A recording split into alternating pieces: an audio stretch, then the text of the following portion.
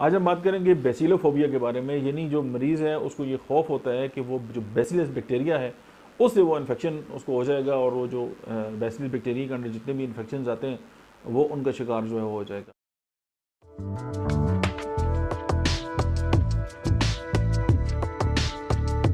अब ज़ाहिर है जब उसको ये फोबिया है, अब ज़ाहिर है उसको बैक्टीरिया नज़र तो नहीं आते, अब ये उसका वहम है और इसके पीछे अब या तो उसने किसी बीमार को देखा है और या उसने कोई रिपोर्ट पढ़ी है या उसने कोई प्रोग्राम देखा है और उसके ऊपर जो है वो खौफ जो है वो तारी हो गया और वो बार बार जो है उसको तंग कर रहा है।